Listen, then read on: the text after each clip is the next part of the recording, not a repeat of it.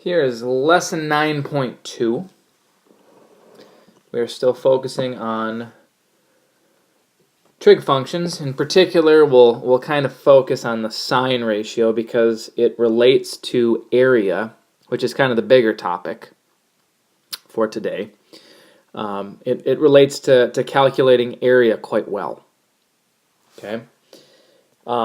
If we were to just say, hey, let's start a discussion about calculating a triangle's area, at some point I would expect that you would recall this. Okay? 1/2 base times height, and just a real rough justification for this formula.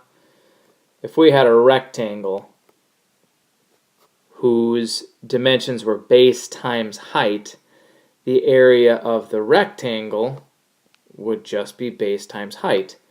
Now, if we wanted this triangle, in particular a right triangle that's formed inside of that rectangle, we can see that there's two of them. And if we wanted the area of just one of them, it's 1/2 base times height. Okay?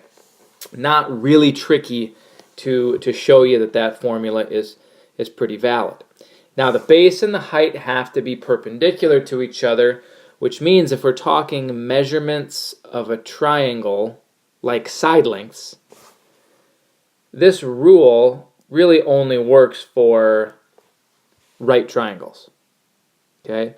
And it's not to say it doesn't work for other triangles, but the height, if it's a non-right triangle, the height is not one of the side lengths.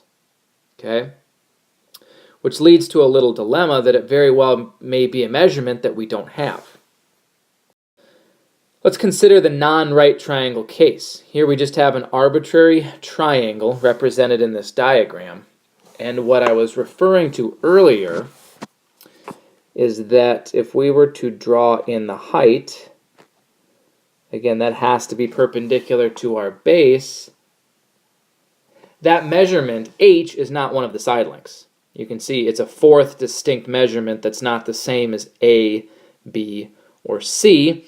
And if we're calculating area of a non-right triangle, that is a measurement that we may not know. Okay? And we have a little way of using the sine ratio to kind of get around this. For example, let's consider angle C. And in particular, obviously we're talking completely arbitrary right now. There's no numbers or anything. But in terms of these variables, what is C's sine value? Consider it in the context of this right triangle on the right side that is formed by drawing in the height. Hopefully you came up with it. If not, there it is. It's h over a. H is like the opposite side from angle C, and A is like the hypotenuse. Well, if we multiplied both sides by A, we would have side length A times the sine value of angle C is going to be equal to the height of this triangle.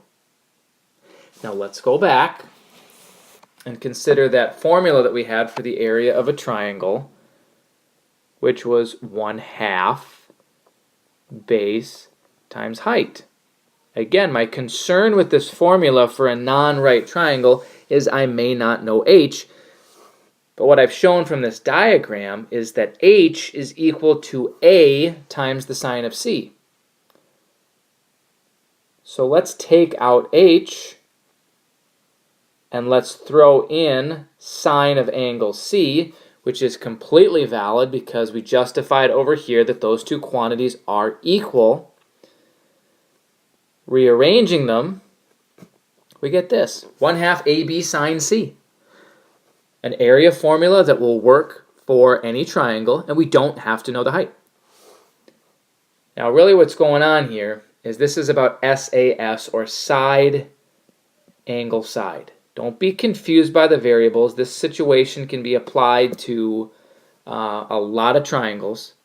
What we saw here is it's not just about knowing the side that's labeled A or labeled B, or having to know the angle that's labeled C, we need to know a side, another side, and we need to know the angle that's in between. So if we wanted to use this diagram we have to get a couple alternate formulas, we could have 1/2 AC times the sine of angle B. Or we could have 1/2 BC times the sine of angle A. Those are all saying the same thing. Okay, from this one you can see why we're using K to represent area, because this triangle has angle A. We don't want to get those two confused. Okay, that's why K is representing area. Okay, so we got ourselves a new little area formula. Let's put it to use. Most basic application that we could use it for would be something like this. First of all, we see that we have the right situation. Side length C, side length B, and angle A. This fits the side angle side circumstances that this formula is meant for.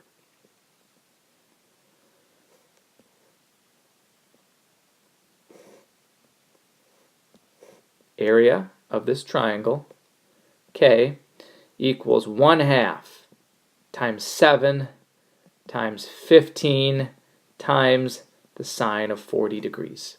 Okay, pretty straightforward problem. You get those numbers plugged in. From here, it's a matter of evaluating. We'll use our calculator to give us a hand in terms of evaluating that.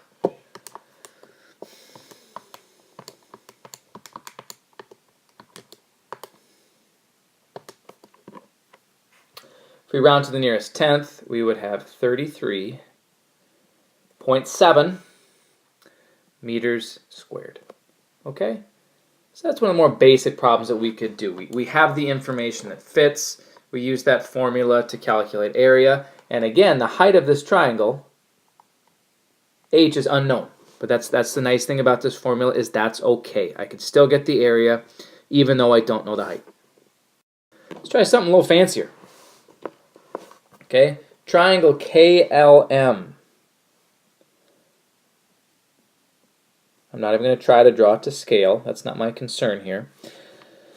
Oh, that should say 15 centimeters squared. Side length K, which is opposite angle K, that's 5 centimeters. L is 10 centimeters. And side length M is unknown. What are possible angle measures of angle M? Well, that's worded kind of interesting. I mean, we're still using the same formula here of 1/2. In this case, it will be side length K times side length L times the sine of K. Notice here I again use A to represent area because I actually have an angle labeled as K.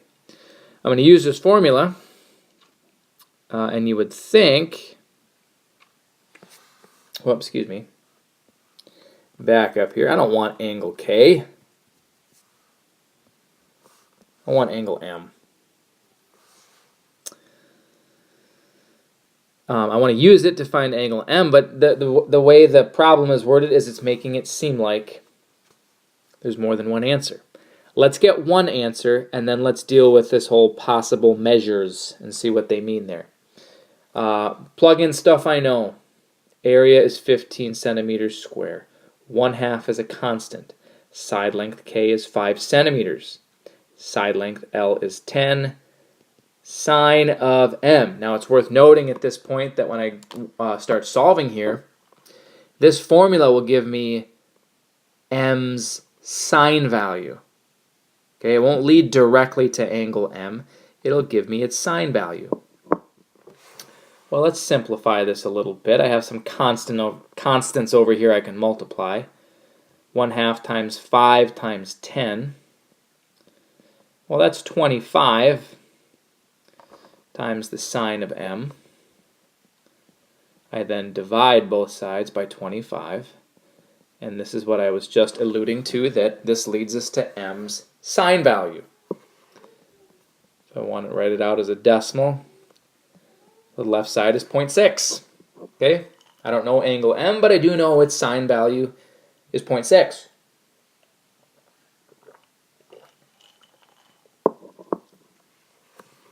This leads me to the inverse operation, which I could use on my calculator. Inverse sine of 0.6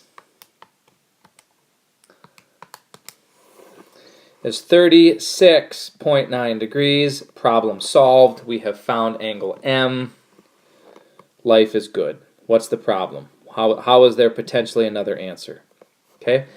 Really goes back to this step right here. Okay? That the sine value of M is 0.6. And when we did the inverse, we got 36.9 degrees, and there's nothing wrong with that. 36.9 degrees is a possible value for M. There is another possible angle for M besides 36.9. Okay?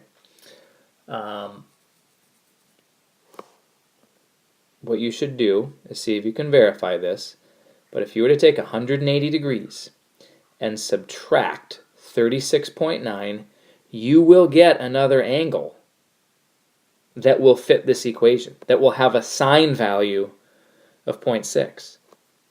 Okay?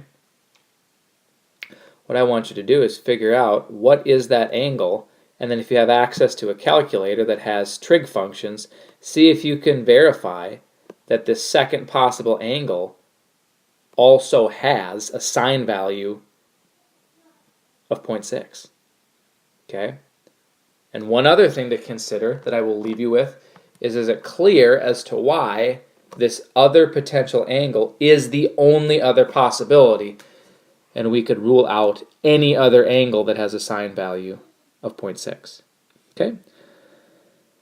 Go ahead and take a look at that, see if you can verify what that second angle is, and make sure you can justify it does have a sine value of 0.6, and we'll continue this discussion in class.